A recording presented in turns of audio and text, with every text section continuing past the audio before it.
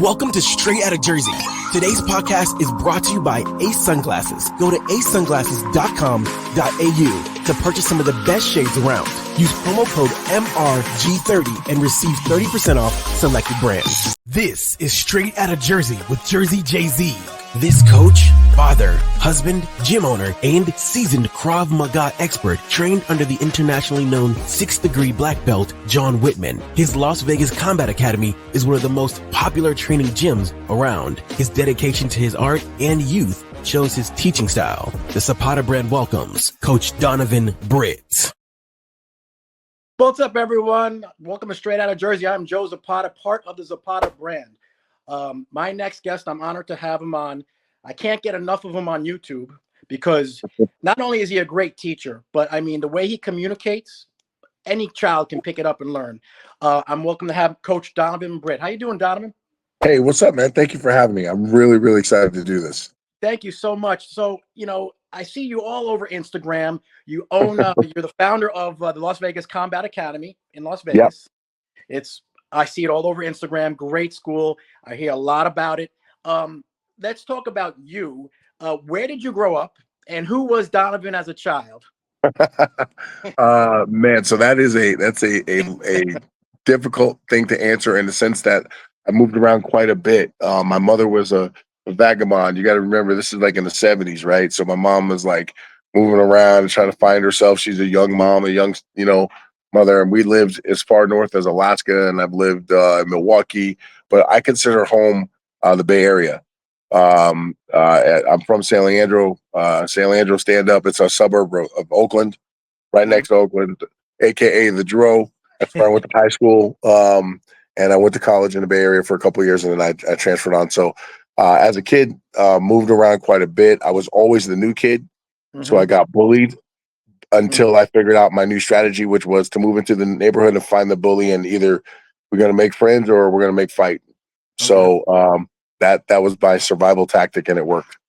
So growing up, were you idols like Bruce Lee, Chuck Norris, those type of people? Yeah, Bruce Lee had an amazing impact on my life as far as impressionable being a kid. I used to think the guy was like 10 feet tall, right? Like just looking on screen. And then I grew up in an environment so when I was in Connecticut, we also lived in Connecticut. My family had a bar, and so on the weekends they would show kung fu movies on the weekend to the patrons, right? So so like Bruce Lee and Sonny Chiba and Sho Kosugi and all those guys, they were kind of like my idols growing up. And then of course Muhammad Ali was a big influence on me. I named my son Cassius because of Muhammad Ali. Muhammad Ali was a big influence just because, look, the way he fought, the way he moved, it always looked like he was just like on a different plane. And then when I got older and I realized how much he was a champion for people, and speaking his mind and risk his own career for his beliefs, I found that to be most admirable. Now, you mentioned you were bullied in school. Yes. You were bullied. Yes. Did that turn you to getting into the martial arts? Yeah, absolutely. Sorry. No. What happened here? No, you should be. You're in and out. It's Am I in your screen? All right. Oh, one second. I'm sorry. All right, there we go. Okay, there we go. I'm not really good with technology sometimes. That's all right. That's all right. I have this is all edit. I can record it later and edit it. Yeah. So yeah.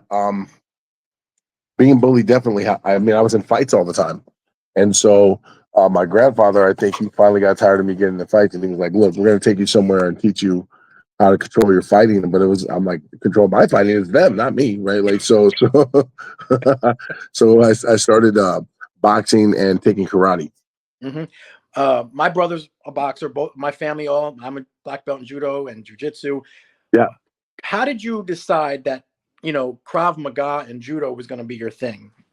So judo and jiu-jitsu are part of what I do as well, and Muay Thai and all these other things. But Krav Maga was to me simple, and I like simple things. So I found Krav Maga as an adult. So when I was in the Army, and I was in a unit called PSYOP, Psychological Operations, in the United States Army, and so we did a lot of cross training, a lot of cross events with other countries, and we were working with some guys, and they're from Israel, and they every morning would get up and train. and I saw him training. So I'm like, tomorrow morning, I'm showing up. I'm going to find out what this is. Okay. And so I was heavy into Filipino martial arts then at that point. But once I saw Krav Maga, I thought, this is exactly what every soldier needs and what every civilian needs, because it's simple. Yes. It's simple, it's aggressive, and it exists to stop attackers. And I think sometimes people outside of Krav Maga don't understand, because they're like, oh, that won't work in MMA. I'm like, well, first of all, there's nobody in Krav Maga who's saying that they can take Krav Maga into MMA or UFC and fight those guys. Like, no one's saying that. But pro fighters also can't be the standard by which we're judging, self-defense and fighting from that standpoint. Like for the average person, the average person at a martial arts school is not going to spar. No. You're like 1% of the people who train at the schools that show up for fighting. So it's a weird thing. So Krav Maga, I thought, made sense. It just made sense. It's simple. It's direct. It's linear more than circular. So that's a big difference, I think, in the system. And it's effective. It works. Like you have some of the top military units and police agencies in the world using Krav Maga, in addition to Brazilian Jiu-Jitsu. By the way, I do think that Brazilian Jiu-Jitsu and Krav Maga combined make a devastating self-defense system. In fact, so much so you don't need to be a black belt in these systems. You can be a blue belt in Brazilian Jiu-Jitsu and a blue belt in Krav Maga, and you will murder 99% of the people that are walking the face of the earth. Yeah, it's that, because both systems are highly effective. Yep. Now that Krav Maga is more of a real world situation, isn't that? Defending in more of a real world situation, because some of my people that are listening right now may not understand what Krav Maga is, but in layman terms, sort of a real world situation, correct? Yes, absolutely. So it was created. Look, in the late 40s, when right before Israel was founded as a nation. Emi, the founder of Krav Maga, he was a boxer wrestler, and he came up with these sort of set of techniques to use to defend Jews against the oppressive Nazi forces that were coming and taking Jews away. So my rule is, any system that has ever been created out of combat and out of necessity, you can trust it to work in the real world. Yep. That's what makes Filipino martial arts, those who understand the proper way to do it, so devastating. That place was, the Spanish came and took their weapons. So what did they do? They hid their art and dance with sticks. And once the Spaniards are like, oh, look at the natives, they're entertaining us. I'm like, yeah, they're planning to kill you. You just don't know it yet, right? So any system like that, capoeira is another one that was hidden, and people look at the dance, but that's the flashy dance stuff. That is a devastating striking system if you know how to use it. So I think all martial arts are good for what they were created for. At times we get into beefs about what's best and what's not. And if you get 10 different martial arts guys, you're going to get 100 different answers to what they think is best for each situation. Yep. My thing is, I tell people, train, train, man. Train and put your whole heart into it. And in the moment of truth, you'll probably come out okay, especially against someone who doesn't train. That's the beauty of martial arts, is against people who don't train. Correct. The ego of martial arts is us wanting to know what style is the best. Krav Maga versus BJJ and all this. I'm like, it's a boring, tired argument. Why don't we just learn from each other? Why don't we the whole goal should be to continue to get better. Correct. That should be the whole goal. And so I think when I see some of this stuff, it's almost like religion for people. Everybody wants to think that their God is better than the other God, except they're all reading from the same book. And it's like you guys are all reading the Bible or the Quran. So like, people don't realize, like, there's infighting in martial arts, just like there is in religion, and just like there is in politics, and just like there is in everything else. It shouldn't be that way, because I think it hinders growth for individuals and for the system. So, and by the way, I've been guilty of it too. As when I was a younger martial artist, I would get into it with people about what I thought was best, and yada yada yada. It doesn't matter. You're not going to change anybody's mind anyway. Just like politics, you aren't changing anybody's mind about who they're going to vote for. That's correct. That's correct. Absolutely. So my thing is, like, like I said on the video, I'm not losing a friend over politics. I'm not going to lose a friend over disagreeing with what martial art is better than the other. It's not that important. What is important is that we try to keep each other safe, train, and those of us who know how to teach, continue to teach and get better. That's it. Right. Now, you trained under John Whitman? Yes. Yes. Yeah, John Whitman. He is one of my, I'm biased. I love the guy to death, right? So John, and I trained under Darren Levine, and Darren. So Darren Levine and John Whitman, to me, are probably responsible for Krav Maga's growth in the United States. There's no doubt about it. Without those two, you don't have Krav Maga in the United States at the level that you have it now. Correct. And by the way, Darren and I are not friends. We're not, and I'm not his enemy either, but we're not friends. But you have to give him his credit. And then John is a master instructor. He is a phenomenal communicator. He's also Brazilian Jiu-Jitsu. I think he got his brown belt now. I think he got his brown belt from Hoyler. So he's one of the highest ranking Krav Maga guys that is also involved in Brazilian Jiu-Jitsu. And so that tells you kind of a lot about his mentality. But more importantly, he is he's pragmatic in his approach, not dogmatic at all. And just one of the best dudes you could be around. He's a great dude. Wow. Around here in Jersey, there's not a lot of Krav Maga locations. David Kahn's out there. What? David Kahn is out there. David Kahn is out here. That is correct. Yeah. What made you decide to open it there? What was when did you say this? I'm going to do this as a career. Well, that was easy. That when I lost all my money in real estate. Really? Wow. Yeah. Okay. So I moved here from the Bay Area with my wife and built a real estate company. And then one day I woke up in 2008 and literally the banks that I did business with the day before were gone. Wow. They were gone. And so we're holding millions of dollars worth of real estate. What are we going to do? Then Vegas was really hit hard by that recession in 08. Yeah, recession, yep. And with my last $500 in my bank account, I started what will become Las Vegas Combat Academy. I had a smoothie bar that I bought a franchise from Canada. Our store did really, really well, and we still failed, and so did the other 8 stores in the country. It was bad timing. It sucked. But you know what's funny? I would do it all over again in the right circumstance because I know better now. Yeah. But my wife was pregnant at the time with the twins, and I really didn't have time to be depressed or feel sorry for myself. I had I'm like, I made people and I'm their leader, so I gotta go out and hunt and go get it. So that's what happened. Started it, and I had already been training, right? I'd already been apprenticing for 5 years as an instructor under Roger D'Onofrio in Las Vegas, but John Whitman was who I got my belt from. And that's when I started. That was it. Necessity. So when a student walks into your academy, what do you expect out of him when he walks in that door? I expect him to be somewhat apprehensive. I expect him to be not too sure of himself. That is a big thing.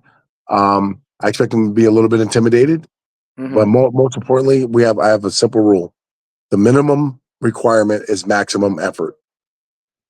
The least you will do is work your hardest. I don't care if you're wrong. If you make a mistake, do it at full speed. Wow. Right? Leave self-doubt and leave that hesitation as early as possible mentally, and it will translate to your physical performance. Wow. And understand that things in the street will probably go wrong. Wow. They'll probably go wrong. It won't be perfect. Your form won't be perfect, and the situation won't be perfect. And the punch that comes at you in the street won't be just like your buddy did it in class. It's not going to be that way. So I expect them to understand that. I try to infuse that and encourage that as early as possible, because a brand new student is kind of like a baby rattlesnake. Baby rattlesnakes are dangerous because when they bite you, you get all the venom, right? Yeah, you get all of it. And the adult rattlesnake bites you and says, "I can't eat you, so I'm going to save that venom." So the bite, it sucks being bitten, but it's not as bad. Correct. But I want my young students and my new students to be like baby rattlesnakes. If they get into it, they don't have the skill set yet to sort of pity patty or control the guy. They're going from 0 to 60. So I want to encourage that early in them, because that's the only way they're going to survive that encounter anyway. They don't know, they don't have enough skill set yet. Now, as their skill grows, I hold them to a different standard of performance, a different standard of understanding, a different standard of application. But I just talked about this morning. Self-defense is honestly about improv. You have to be able to improv. You have to be able to take a technique and apply it to the situation. And as far as Krav Maga, one of the things I love about it is that we don't want 300 defenses for 300 attacks. We want one defense for 300 attacks. One defense, and then the principles, right? Negate the threat, attack the source. So if I ever get confused about what technically to do, I revert to the principle of negate the threat, attack the source. Deal with the most immediate threat now and attack the source and then escape. That's the idea. So I think if people understood that more about Krav Maga, they would now not see it in terms of sport. Like we're trying to, like I tell people in the street in jujitsu, I use jujitsu. I don't do jujitsu. That's a good way to think about it. Right. Yeah. And so I use jujitsu to improve my position. I use jujitsu to break my opponent's posture, use it to stand back up, but I don't do jujitsu and feel like I have to submit him. You know, I have to go like, no, I don't. I don't have to submit you. I need to stand back up and finish it or escape. And if I need to do a submission, then that's fine. We'll do that. But my jujitsu game, I'm only a blue belt in Brazilian jiu-jitsu. Okay. So I'm really good at like two things, right? And everything I do those two things. Like, you know what I mean? I have good, decent defense. You know, I'm a bigger guy, so I'm hard to get around, and I can move fairly decently and a lot faster than people think I can. And then offensively, I'm gonna eventually get you in a head and arm choke or a triangle or more, or something like that. Like it's gonna be big. I call it big jitsu. Big guys like certain moves in jiu-jitsu, right? Yep. But listen, my Krav Maga has been improved tremendously by my time rolling in jiu-jitsu. Wow. Because I can now, you know, in jiu-jitsu, you gotta play chess. You got to see a couple steps ahead. Absolutely. Right. So my Krav Maga improved tremendously when I started rolling. My grip strength, my understanding of body control, my understanding of sweeps and takedowns improved tremendously. So there's anyone, you know, I always tell people, the Krav Maga practitioners, if you're only training in Krav Maga, you're just as foolish as the person who only trains in jiu-jitsu. You got the same problem. Yep. So my thing is cross train, man. Cross train and stop believing what other people say. Well, that sucks or this sucks. People are so crazy. They'll downplay. They'll boo anything. They'll crap. I call them crap birds. They just fly around crapping on stuff that just because, and it's the nature of the beast. So, there are very few gyms like mine in the country where we have Krav Maga, and then we have, you know, our Gracie lineage, black belt, jiu-jitsu. Then we have our MMA team. Our MMA team has done quite well. All of my guys that were Amis, all of them won AMI titles, and a few of them won AMI titles in multiple weight classes. Now they're moving on to pro and have moved on to pro. And then we've done quite well. We fought against some of the best gyms in the world, Extreme Couture, Jackson's. We used to fight against Syndicate. We don't anymore because we're kind of partner and train with them. But we fought against some of the best gyms in the world. We won and we lost, and we've done quite well. So when people say, "Oh, you guys don't fight, or you guys don't spar," I just laugh at them. I'm like, maybe at that gym, but at our gym, we get it in. So so it's fun. How often do you guys train? How do you train? Daily, every day. Daily. Yeah, I look. You know, I don't. You know, I had some injuries the last year and a half, back injuries in my knees, but now I've recovered from that, and then of course I hurt my shoulder. I got an MRI on my shoulder on Tuesday, but when I'm healthy, I always lift weights. I lift every day. I lift like at least 4 days a week, powerlifting and that kind of stuff. And I call that the preparation. And then my Krav Maga is finding his application. So, and admittedly, my Krav Maga does not look like even John's Krav Maga. It's reminiscent, and John, you know, signs off on anything I do.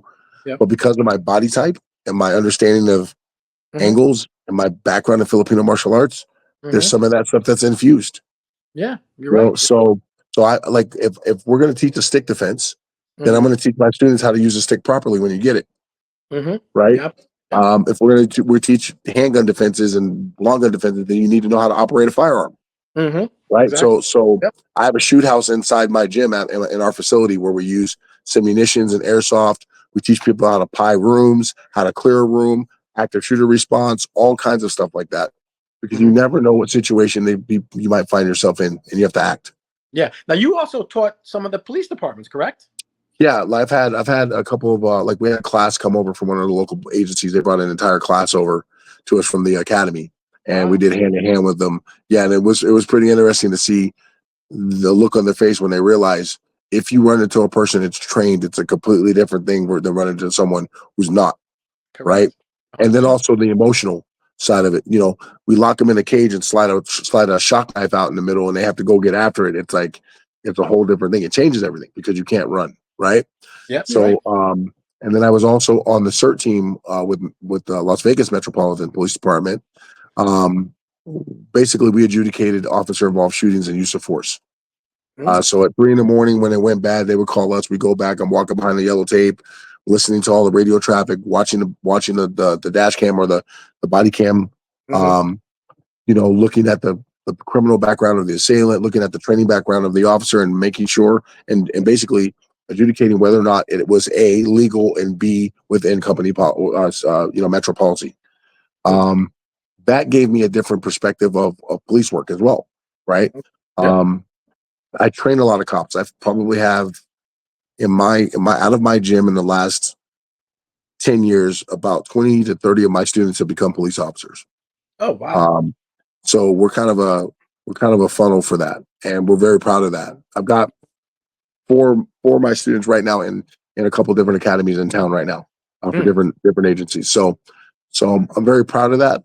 I think you can be critical of law enforcement and supportive at the same time. Correct. I think it's okay to be critical of people who take an oath and be in a uniform. Like when I was a soldier, like there was a certain level of expectation of my behavior, both in uniform and out of uniform. And if we did something wrong, we should be held accountable for it. Yeah. It's really that simple. But at the same time, when they're right, you got to support them. You know, you can't just crap on the whole industry because you've got some knuckleheads and some bad departments, right? You're right. So You're right.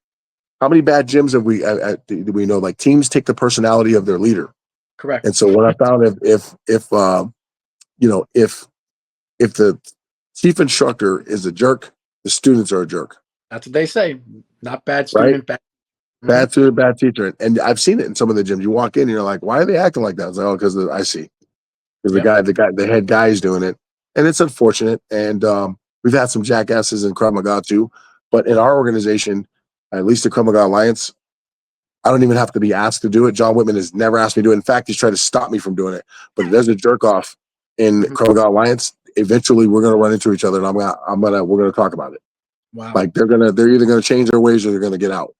Wow. It's that simple. So there's no part of me that's even negotiating that. Like we must protect the system, the integrity of the system, but more importantly, we have people who have been victimized, who've suffered a great amount of trauma, who are looking for us to provide them answers so they can stand up tall and even look themselves in the mirror again.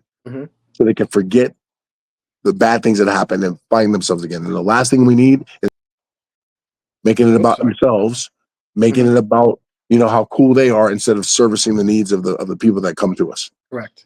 I take that very, very seriously as an instructor. Yeah. I noticed, can you hear me okay? You can hear me? Yeah, I got you. Okay. I noticed that there's a lot of women taking Krav Maga. Why is that? Is that because it's more practical because they get attacked on the street more, maybe? Yeah, look, they're being hunted. Yeah. No make a mistake about it. I mean, women are being hunted and oftentimes I think really what happens for most people who are training in any martial art, most people went there to learn self-defense. Correct. And so what happens is they get put into a Muay Thai class or a jiu-jitsu class or this class or that class. And yes, there are elements from those classes that certainly can be used in self-defense, but they are not in and of themselves self-defense classes. So women now come to Krav Maga and they see that we exist only in that element in self-defense. I think what it does is it empowers them. Now, sometimes it scares them. I'll be honest with you. But what we try to do is, at least in our environment, we build a cathartic environment with the understanding that I tell my male students all the time, it is very difficult for us as men to understand someone imposing their physical will on us, abusing us on a daily basis, or living through some of the things that a lot of women have lived through. Exactly. So what we try to do is build a cathartic environment where they can heal from their past, but then walk into the future knowing that it'll never happen again. And for many of them, I've been doing choke defenses, for instance. Okay. And one of them will start to cry because she's been choked before. Wow. That's really that's a very powerful moment. Yes. Because it's in a room full of people. And I always walk up to them, call time, walk up to them, hold their hands, look her in the eye. I'm like, never again. Never again. I know that happened to you before. You didn't know what to do. It wasn't your fault, but we're going to make sure this never happens again. And then what I do is I work with them. I start to squeeze them. I choke them. And then they're like, I'll go a little bit harder. By the end of the class, they're back into it and they understand what's happened. Those are some of my favorite moments in class because you see someone who wouldn't even make eye contact with you at the beginning of the hour, but now they're walking up with their head up high, shoulders back, looking forward. And that's what we want to do. That's what martial arts should be about. Yeah, you're exactly right, man. That's really great. That's really, really great, special that. What's the biggest joy you get out of training the kids and the women? So the kids, man, I taught for about 13 years. I taught every kid's class in my gym. Now I have a staff that does it. Yeah. And then, then there's points where I think the attendance starts to dwindle a little bit, especially with teenagers. They're very, very difficult to keep, a group of teenagers together. Yep. But then when I step back on the mat, what I love is taking a kid who can barely walk and chew bubble gum at the same time. He or she can't do any push-ups. They're kind of the fat kid at dodgeball, right? And they're that kid. And then we turn them into a kid who's now physically stronger, mentally acute, right? They're taking responsibility for themselves. They own their lives. They start to understand the concept of owning their life instead of renting their life. Sorry, my dog's in the background. Hold on. Hey, knock it off. Sorry. I have a 3-month-old puppy Shih Tzu and a 9-year-old English Bulldog, and the Shih Tzu thinks that he can fight the Bulldog. So no, stop it, guys. Unbelievable. Sorry. Anyway, that's okay. That's my life right now with the puppy. The puppy's completely like turned the house upside down. So, but yeah. Anyway, you look at what the kids can do, and I see them go from not being able to do and feeling terrible about it to the first time they complete a push-up and the elation in their face when they can just do one push-up. It's amazing. And it's a great feeling when parents come to me, and as a father, I can relate. They bring me their child and say, "Can you help me? Can you help my child?" Yes. And I say, what's going on?" And I always ask the parents, "What do you hope to get out of this for your child? What would you like to see most?" And most of the time it's confidence and it's discipline. But it's also they want to feel like their child can protect themselves. Yeah, you're absolutely right. Because when they get to middle school, the closer get, like my son's driving now. My son's 16, he's driving. Cassius? He's all over the place. Cassius is driving. His sister's gonna have her license soon. So they're like my daughter's off with her friends right now. But I have no doubt that if someone tried to do something to them, they can protect themselves. They've been training since they can crawl. And they've been in a cage with other boys and girls trying to fight them since they were 7. So they've seen that and they've felt that and they've been beaten. They've been kicked in the body and lost, got kicked in the liver and looked over at me and I'm like, the dad in me wanted to go pick them up and hug them, but the coach in me is like, fix it, fight through it. Yep, you're right. And they do. And so now it's a great time because I know they'll make good decisions. And they're great communicators and they have confidence. And so all these things that we want as parents, I think those are the things that I like about the kids. Dana White had mentioned to me and a couple people before, he said that, and people drink, they play football, they play baseball, they play soccer. Every kid should get in some sort of combat sport, whether it's judo, jiu-jitsu. Don't you think so? Should start off. I would take it a step further. I think it should be part of the curriculum from elementary school all the way through high school for PE. I think every single year, they should have at least 2 semesters where they're training in a combat sport. And it could be boxing for one semester, and it could be Muay Thai for the next, and jiu-jitsu or judo for the next. And it should be mandatory. I believe 2 things would happen. Number 1, I think bullying would be eradicated. You're probably right. That's the first thing. And the second thing that happens, I think respect would skyrocket, mutual respect. What happens when we train on the mat with someone? You have a respect for that person because you know the process in which they're going through. You have a respect for that person because you see them grinding. Look, when we're talking about school, and I worked as a school security officer back in the day and a resource officer, they would call them back in the day, and you could see it. And over time, over the last 20, 30 years, I see things in kids that are getting worse. I see more anxiety. I see more kids taking Ritalin and all these other things. And it was like, well, is this new? Because when we were in school, you didn't see this. No. Right? Like we had kids, they called them hyperactive. So what they have to do, they have to learn how to manage it and sit their ass down and focus and do what they had to do. And so I think parents have gone too far the opposite direction. They do everything to remove struggle and pain from the kid's life, but they don't realize that's where the gold is. The gold is in the struggle. Like, Yeah. I'm not like, my son plays highly competitive basketball. He's traveled all over the country playing AAU, and he's playing high school now. You know, he's been part of some great teams, and it's been a struggle sometimes. Wow. And he comes home, oh, Dad, I should be getting more playing time. My response is, go to practice and beat one of the other kids out. Yeah. I'm not going to go to your coach and ask him anything about it. Mm-hmm. That's on you. If you're Yeah. doing the work will set you free. Yeah. And You're and right. I think a lot of parents, you know, this concept of fair. Oh, that's not fair. This isn't fair. There's no such thing as fair. My kids know that the world does not owe them anything. It doesn't owe them understanding. It doesn't owe them kindness. It doesn't owe them any of these things. They have to build the world and the life that they want and surround themselves with people who provide those things and that they provide themselves for. Right. Wow. Yeah. You're absolutely Um, right. and I think that's a message that is hammered home on the mats. I know at my gym, all the kids have to bring me their report cards, and I read their grades out in front of everyone. Do they really? Wow. Oh yeah, no, and they know. And woe to the kid that brings a jacked up report card to the school. There's going to be problems. Wow. There's going to be problems, and they know it. So I've had kids who came in with straight Fs quarter one. By the end of quarter two, they're A's and B's, and the parents are like, "What's going on?" And I'm like, "Oh, they know I'll do something if they don't. If they come in, I'm like, oh, I got a missing assignment. I'm like, what do you mean missing? Like somebody stole it? Or like, did you get a ransom note? What do you mean missing? Like, you just didn't do it? Mm-hmm. So then they're like, well, no. I'm like, so if I asked you to do the assignment, would you do it? They're like, yeah, yes, coach. Well, why? Mm-hmm. They're like, well, because I know if I don't, what's going to happen? Right. So they're like, so they did it. So, and sometimes I realize I'm that voice maybe for parents who don't have that personality or don't have that skill set, because that raising kids is a skill. Yes, it is. Right. Mm-hmm. And so what do we do? Do I expect the kids to be perfect? No, no, because I'm not. Yeah. And no one is. Mm-hmm. But do I expect them to have a modicum of self-respect? Yes. Mm-hmm. Respect for others? Absolutely. Knowing that the world is not just revolving around them. Mm-hmm.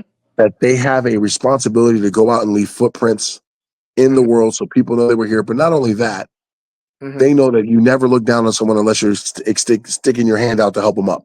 Yep. And so back to our early point, when we're talking about martial arts being part of the curriculum, Yes. I truly believe it would empower other kids to step in for bullies, that people are being bullied. They'll step in. And by stepping in, I mean just put your arm around the kid and tell the bully, okay, that's enough. And turn around, we're going to walk the other way. Now, if the bully wants to push it past that, then they're going to make a bad life choice. Mm-hmm. They're going to be bad. Have you ever had a student use Krav Maga or something in a bad way? Not in a bad way, no. At least it didn't get back to me that it was in a bad way. Okay, no. good. Okay. It didn't get back to me. But here's my thing. If the kid is not a bully before they start training, it's highly unlikely that they become a bully after they start training, because that's not part of their DNA. That's not part of the way they were raised. Okay. So I always tell parents, parents always ask me, well, aren't you concerned about maybe a kid becoming a bully? And I'm like, well, is your son or daughter a bully now? They're like, no. Okay, that means you've done a good job raising them then. Mm-hmm. So now we're just going to increase them, give them a skill set to stop someone doing it to them or to someone else. It works. But I'd have my students have to use Krav Maga in good ways at school. That's happened. And I'm okay with it. Okay. Has anyone ever tested you, try to get something that, because sometimes on the street ever get tested? Oh, yeah? Yeah, look, especially in a town like Vegas, we have 24-hour drinking and people make bad life choices when they're drunk. Correct. Normally I give them a pass though, or I'll just buy them another beer and they can occupy their time with a beer. But there are times where people have made their choices. And then I used to work loss prevention. I went to work every day and got into a fight every day. Every day. Wow. Every single day. I have arrested, cuffs on, more than 500 plus people in my life.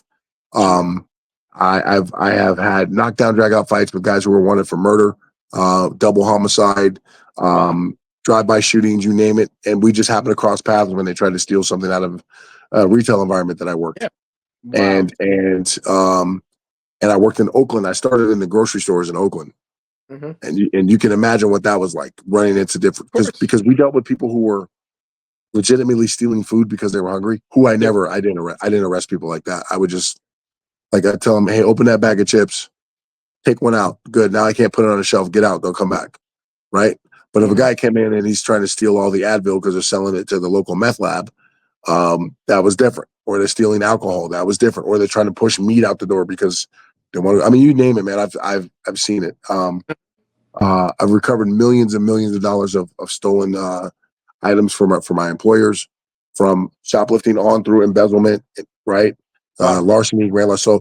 So I literally got into fights every day at work. Like it was bad, some violent stuff. But I had a skill set, so I wasn't.